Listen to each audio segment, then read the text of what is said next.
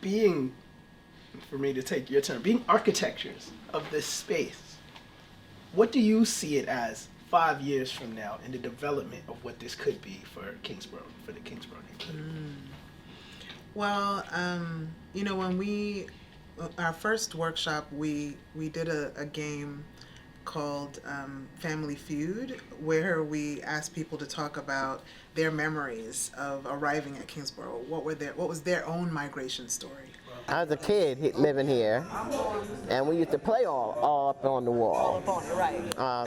They had, but this project was completely different. Right. You know, we were literally spots. Okay. It was like maybe like a couple of black families here, black families, mostly, So what all was Jews your- and Italians. Jews and Italians. All Jews and Italians. You didn't sass people back. People looked out for you. Now, you know your mother would not allow you to do that. It was a melting pot. It wasn't just from the South. It was everywhere. But they didn't have. It was like I don't remember any Asian people. Okay. You can come from anywhere. Once you hit the projects, you were safe. 2 or 3. Now people kind of think opposite. And the more you just try to get out of here by 4 o'clock. What do you think happened from generation? People don't. It's generation to generation. A lot of people don't. You know what? To get that done.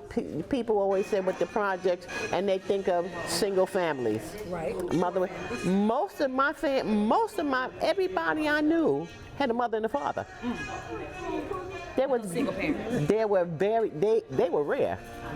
In this project when I was growing up, everybody had a mother and a father, unless the father died or the mother died. Everybody, I can't tell you about how many. There were families with 10 or more children, and they had a mother and a father. The 80s. You know what? Crack may be starting the presence of it, the crack era. Because when I was coming up, it was the heroin era. Right.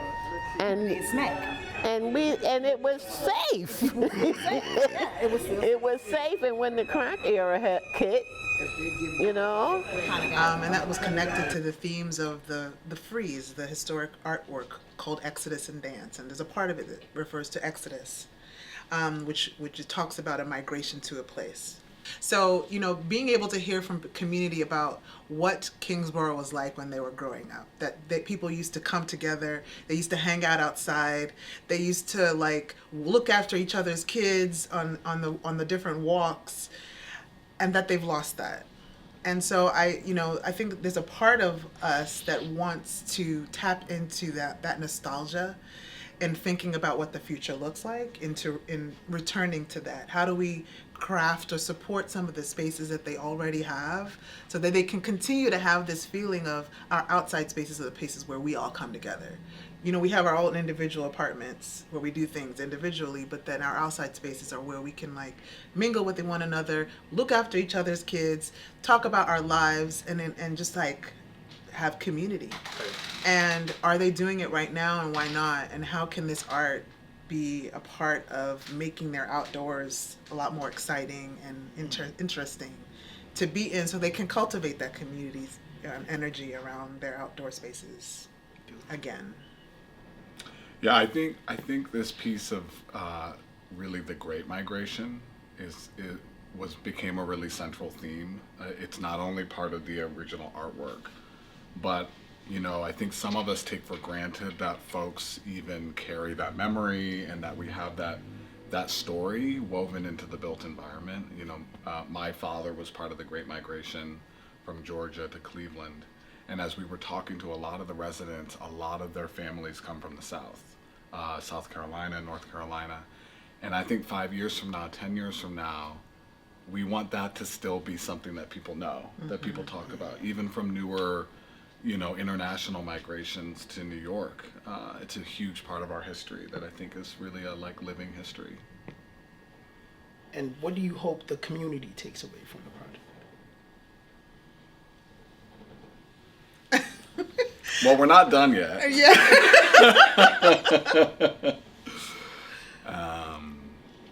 I think for one, definitely that they have the power to be creative in how they come together and how they transform their spaces.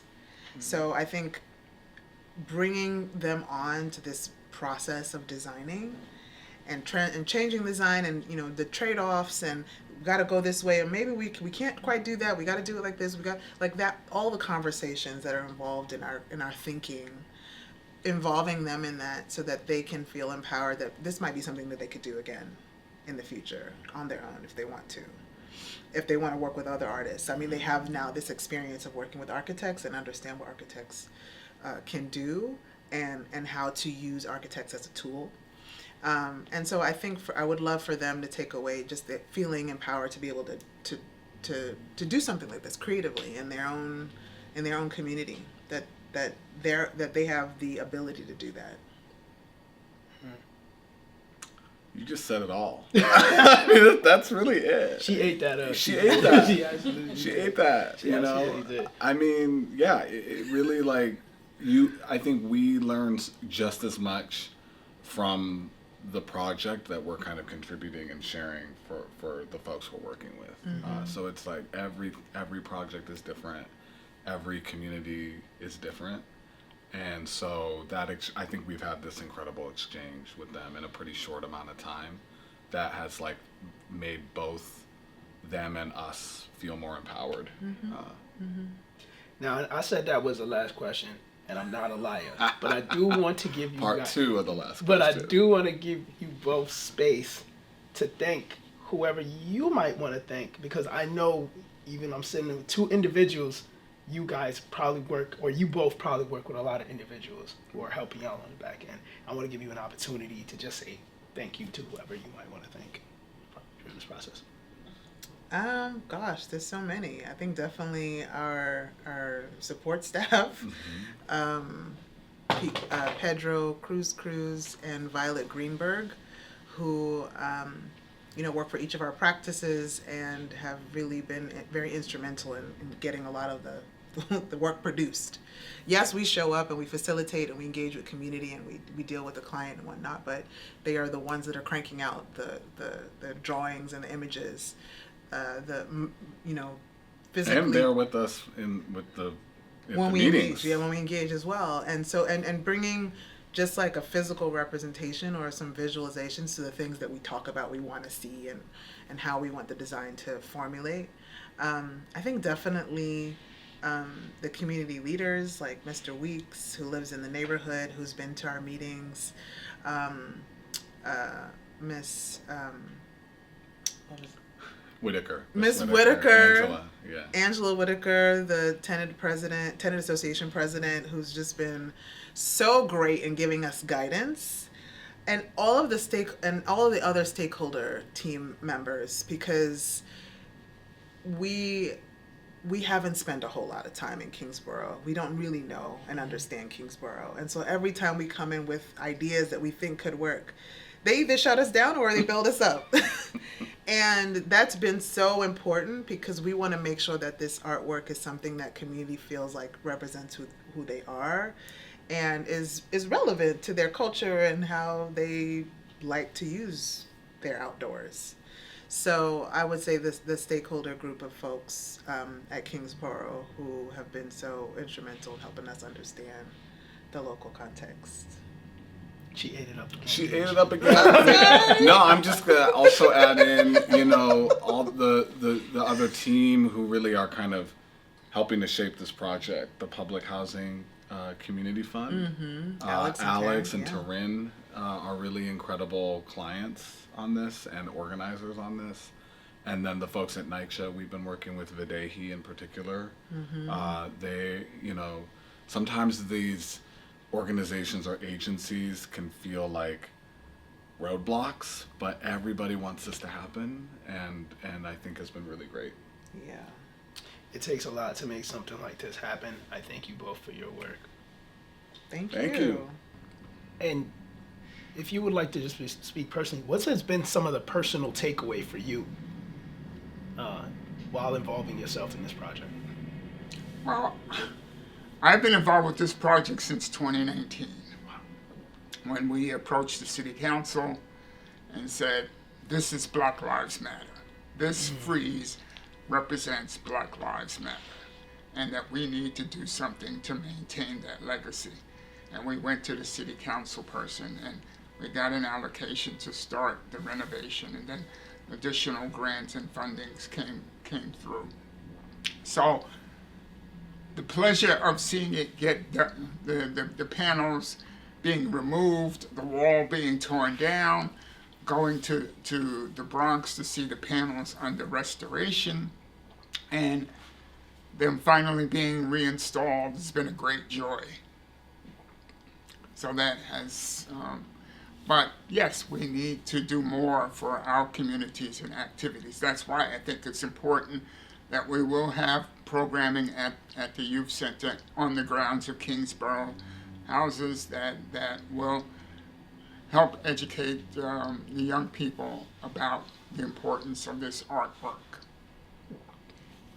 Yeah, definitely. I mean, personally, I think it's a matter of learning more and more about people's, again, connection to the site. It's always wonderful to, learn about other people who have left Kingsborough houses but want to return and want to, like you kind of mentioned earlier, experience the historical significance of the place and of the site. So I'm really excited for all of the upcoming programs from the art walks and other courses that can be done at the site to educate people about the artists. As an artist myself, I want to thank you because oftentimes work gets produced, and as you said, we didn't know. We had no idea. At this point, the artist was anonymous. This is an artist who passed in 1989, I believe, and for you to resurrect and add name to this piece of work, it's important because we get lost in the history books a lot.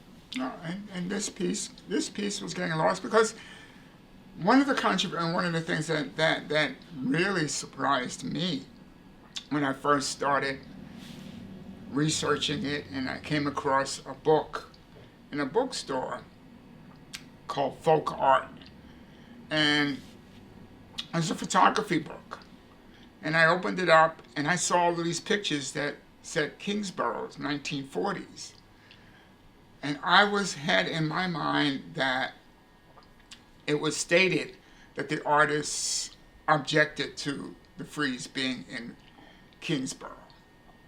And it didn't say why. Basically because it was originally supposed to be in the housing development in Harlem. It was supposed to be part of an amphitheater. And for whatever reason, the amphitheater did not get built. And so NYCHA or WPA decided to place it in Brooklyn in the Kingsborough houses. And I said to myself, being uneducated, said, well, he didn't want it to be in Kingsborough because there was probably no black folks living there. But then when I looked at this book from 1940s of this photographer who happened to be white, who happened to live in Kingsborough, and I saw the photographs of the children, the black and the white children playing together, of the interaction in the community, that it was a racially mixed community, that we end up making stereotypes, uneducated stereotypes. And so this documentation showed to me that we have to be open and we have to investigate the history.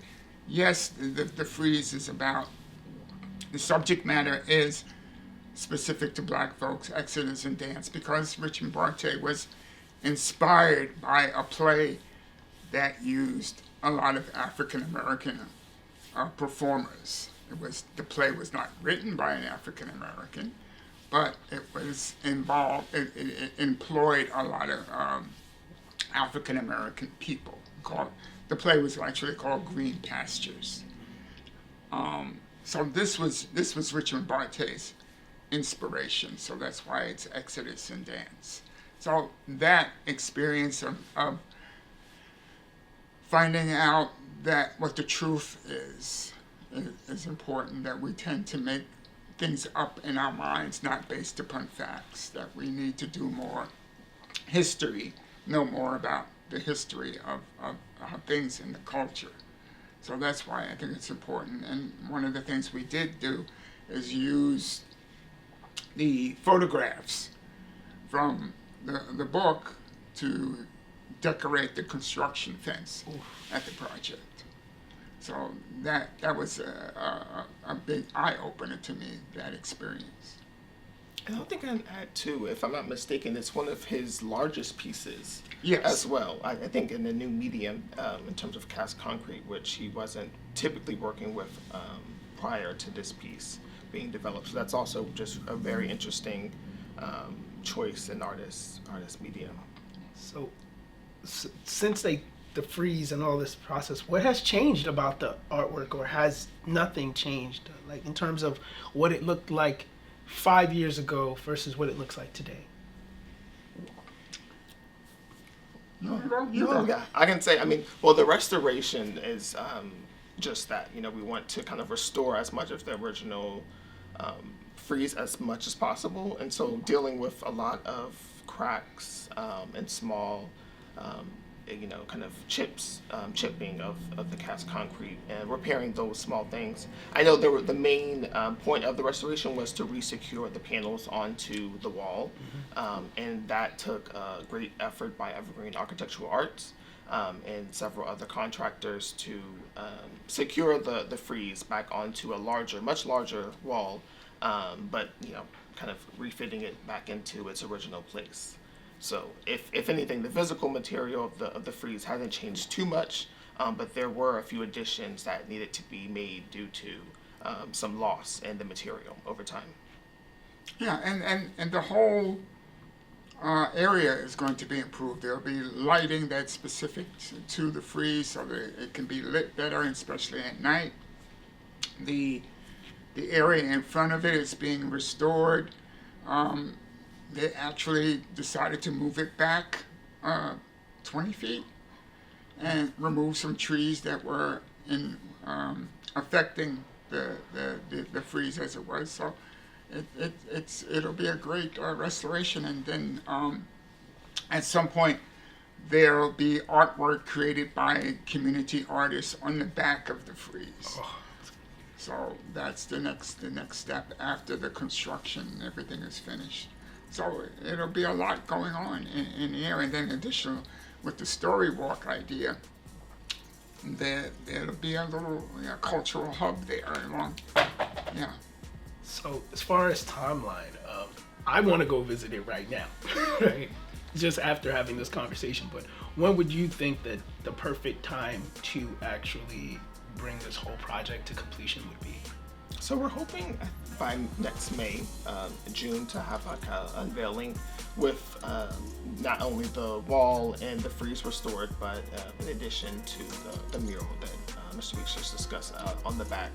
The story walk will be throughout the entire campus. So it will occupy different nooks within the campus, different community spaces on the campus, and will be some form of small architectural intervention or small art pieces to, once again, capture not only the essence of the frieze, but I think of community member stories and their memories of the frieze throughout a broad kind of history there. A lot of people don't know that Shirley Chisholm lived in Kingsborough at one point. So there's other people who, Rob Lohr, there's a couple of other football players, I understand, basketball players who came out of Kingsborough houses. So we're looking to also document that history.